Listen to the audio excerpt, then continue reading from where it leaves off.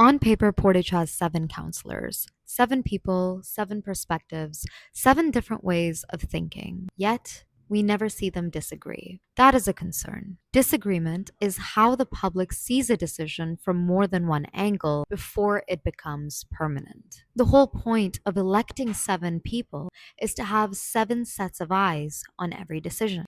If nobody disagrees, then we do not have 7 perspectives. We have one perspective with 7 faces. You could try to frame this as unity, and that kind of unity would be impressive if it was real and earned through open debate and visible reasoning. It's not impressive when every decision arrives on the council floor already decided. When decisions are worked out behind closed doors and then presented as a united front, the public loses the ability to see what the other options were or if a different path was ever seriously examined. When disagreement doesn't happen out in the open, people can't tell if their view was taken seriously or if it was filtered out before it even reached the room. Like in 2019, when Portage City Council removed the public question period from its own bylaws. Before that, residents had 15 minutes at the end of each meeting to ask council a question on record. Their new bylaw erased that right.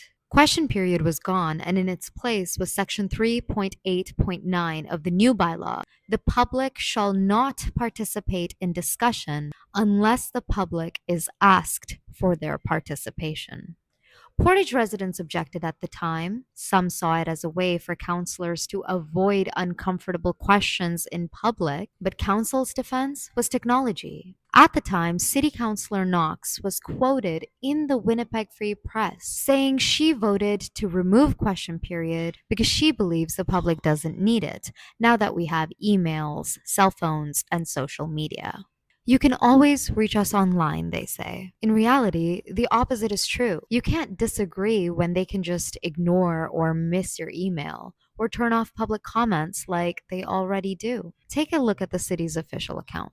It's hard not to miss the irony. Your feedback is important to us, says the Facebook post, with the comment section turned off. On paper, nothing dramatic happened. Nobody banned criticism. The new bylaw is just a procedural change to save time. An email can be missed. A message can be ignored. A comment section can be turned off. A private reply does not create a public record. So none of these tools forces an elected official to answer a resident's question in front of the community. That is the difference. Question period was not just a communication tool.